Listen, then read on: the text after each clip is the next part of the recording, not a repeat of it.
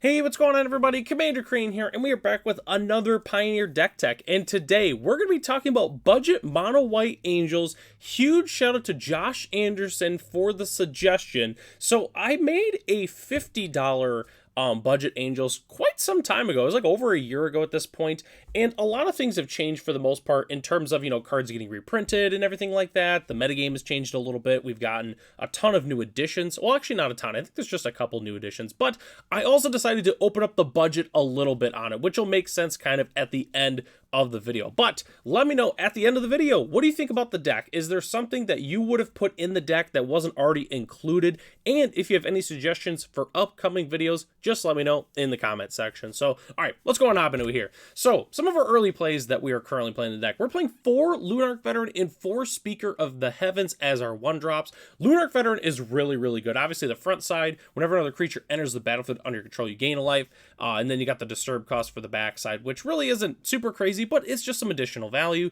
Speaker of Heavens, I would say, I don't want to say it's the worst card in the deck, but when this card is good, it's really good. I mean, if we get to 27, it's basically over. I mean, we're tapping and making 4/4 angels. This card can be really, really good, but, late game, it's a pretty rough draw for the most part. One thing I forgot to mention about Lunarch Veteran is how there's a lot of sequences for the deck where we're like 1 life short to being able to like get our angel with Resplendent Angel, spoiler alert, and Lunarch Veteran really, really helps with that, because, if we go, we play the Righteous Valkyrie, and then we play the Resplendent Angel, boom, it actually unlocks the last bit of life that we needed to be able to trigger it with. So I wanted to mention that, it's not something that happens a lot, or, we play the Bishop of Wings, for instance, and then that helps trigger it. So definitely a big fan of Lunarch Veteran. We're also playing 4 Voice of the Blessed. And yes, I know what you're thinking. It's not an angel. Why are we playing it? So 2 reasons. One, I wanted a substitute for Youthful Valkyrie. Youthful Valkyrie is surprisingly a very pricey card. I want to say when I looked it up, it was around like $10 US a piece for Youthful Valkyrie. So I wanted a new 2-drop that would be a good substitute. And spoiler alert, we are playing Righteous Valkyrie. The card is fantastic, but Righteous Valkyrie triggers off of a angel or a cleric. So, the gears are turning now. So Voice of the Blessed helps trigger the Righteous Valkyrie, but the other reason we're playing it is just because it's basically an Ajani's Pridemate, but it gets even bigger, and, well, it doesn't get bigger per se, but it gets even better, because then it gets Flying and Vigilance, and then Indestructible. So it also works out. We have a big threat that we can, quickly get on our opponent. We play the Lunarch Veteran, then we play Voice of the Blessed, trigger, boom, it's a 3/3. Next turn, we play something else, boom, trigger it, gains more life, that kind of thing. So definitely a big fan of Voice of the Blessed. So next slide here. This is the whole core of the deck right here. We're playing 4 Bishop of Wings. The card is absolutely incredible. For those who, are thinking about playing angels or play angels and don't play Bishop of Wings, I would highly reconsider. Whenever an angel enters the battlefield under your control, you gain 4 life. Whenever an angel you control dies, create a 1/1 white spirit. Card is absolutely nuts. It's basically copies of Righteous Valkyrie 5 through 8, but still very good in its own right. And we're also playing 4 copies of Resplendent Angel and Righteous Valkyrie. So Resplendent Angel is a new addition to the budget deck. So the one thing that's great with Resplendent Angel is it was recently reprinted in Lost Caverns of Ixalan. And before its printing in Lost Caverns of Ixalan, this card was I think $30 just for Resplendent Angel, because it had never been reprinted before. And we finally got a new reprint for Resplendent Angel, which is sweet. So now you can pick up a playset of them for around $10 US, which is awesome. So definitely a big fan of that reprint. And we're playing 4 copies because of it. And then Righteous Valkyrie is pretty self-explanatory. It's pretty much the best card in the deck.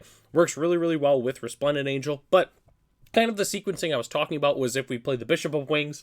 For instance, we don't even actually need the Righteous Valkyrie. We can just go turn 1 Lunarch Veteran, turn 2 Bishop of Wings, turn 3 we play Resplendent Angel, boom, we gain 4 from the Bishop of Wings, we gain 1 from the Lunarch Veteran, then we go to end step and we trigger the ability on that, we make a 4/4 Angel, and then we just gain another 5 life, because why not? We're already doing the thing. So that was kind of the sequencing that I was talking about. But anyways, Righteous Valkyrie, fantastic card, probably the best card in the entire deck, besides maybe the Resplendent Angel.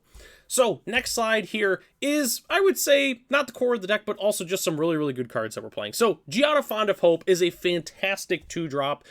It's just, I mean, it's really good. Each other angel you control enters the battlefield with an additional +1/+1 counter on it. For each angel you already control, works really, really well with Righteous Valkyrie, just because, you know, it's you gain life based on its toughness, so it just gets bigger and bigger and bigger. We gain even more life. It's just really, really good. If you have a Giada and like 2 lands in your hand in your opener, you're probably going to want to keep the hand for the most part. We're also playing 1 Legion Angel for a little bit of spice. When it enters the battlefield, you may reveal a card you owned, name Legion Angel from outside the game, and put it in your hand. Spoiler alert, we're playing 3 copies of Legion Angel in our sideboard. I really, really like this card. I love all of the Squadron Hawk, you know, esque effects, and Legion Angel is really, really sweet. Then we're also playing 1 copy of Elspeth Resplendent. I really, really like this card. You don't really see it a lot for the most part. You really don't even ever see it in standard, but the card's really, really good. Main reason we're playing it is for the -3. It's like a mini collected company kind of thing, but it also hits a permanent. So, spoiler alert, there's a really good removal spell that we're playing that we can technically hit off of Elspeth Resplendent. And guess what? The -7 make 5 3/3 white angels with flying. Pretty much over at that point if we happen to get to that. So, definitely a big fan of Elspeth Resplendent. And our last side we have to talk about is this one. We're playing 3 copies of Brave the Elements. There's not a lot I could say about Brave the Elements that I haven't already said here on the channel. The card's really good. It's a protection spell. It's a way to get through board stalls. The card does everything. It's really, really good. We're just playing 3 copies of it, though, but it's super fantastic. Then we're also playing 4 copies of Ossification. So, again, we're playing a budget deck. We're going to be playing a lot of basic planes, which means that Ossification is always going to have a target. The card's really good. Exiling a creature or planeswalker and opponent controls until it leaves the battlefield. And you want to know what? Not a lot of people are playing a ton of enchantment hate. Yes, there is like Pick Your Poison right now in the format. But for the most part, especially in game 1, Ossification is going to be sticking around. And we have to put it on a basic land, so it's not like our opponent, you know, can Field of Ruin or anything like that. So definitely a big fan of Ossification. So that's our entire main board, but we still have to go over our lands real quick, though, which our lands are really, really simple just because we are a budget deck. We're playing 2 Cave of the Frost Dragon and 4 Sheffield Dunes as our non-basic lands. We want all of our lands to be making white mana just because we're playing like Bishop of Wings, for instance, where we really, really need to have that double white on turn 2. Cave, you're not going to be activating it a lot, but there's going to be those couple games where you do activate it and you're going to be very happy that you're playing it. Sheffield Dunes is just really good, being able to sacrifice a desert, tap 4 and tap it, give our creatures +1/+1. Sometimes that's enough to just get us over the finish line against, you know, other decks. So definitely a big fan of Sheffield Dunes.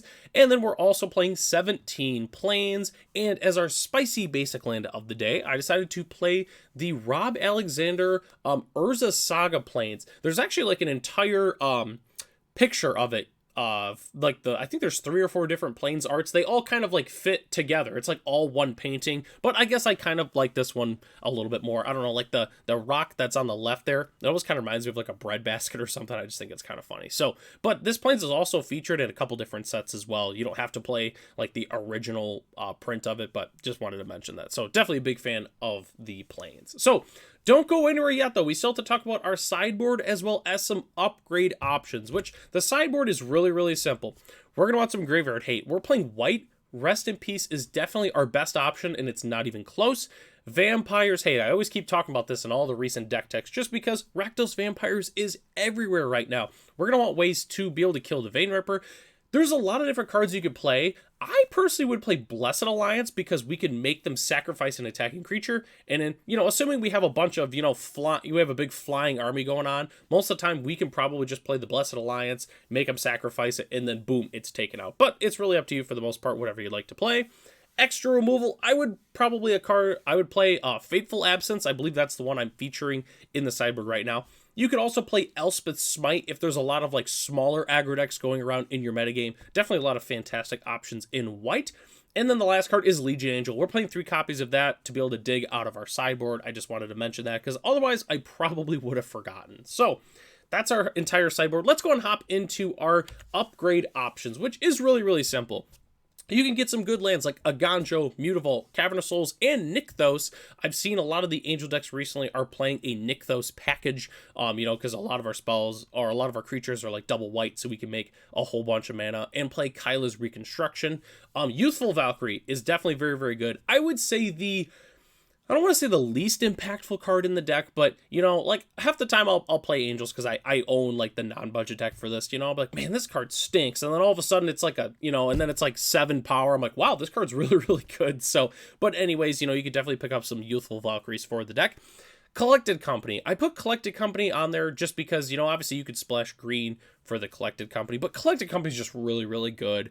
Obviously, being able to dig up all of our Angels is fantastic. Yes, we wouldn't play Elspeth Resplendent or the Legion Angel if we were playing a Collected Company version. We probably would just put in a couple of Skyclave Apparitions, for instance. But, you know, if you're looking to upgrade the deck, you know, and really play, you know, maybe it's some upcoming RCQs or store championship level events if they ever start doing those in Pioneer again, you know, I definitely would suggest either getting Nykthos and going all in on the white, or getting the Collected Companies and playing green-white, even though I've seen the green-white versions also play Nykthos. Just wanted to mention that as well.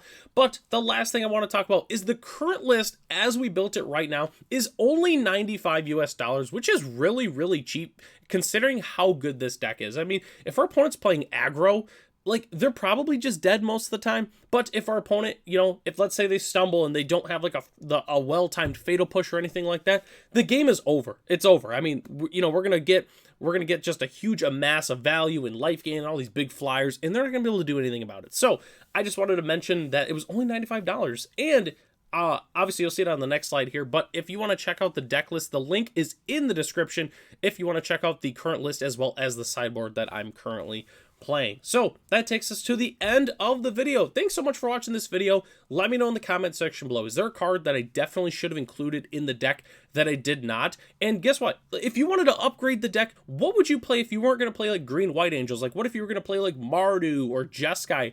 Let me know how you would upgrade Angels in Pioneer. So I'm Commander Crane. Thanks for watching this video, and I'll catch you in the next one.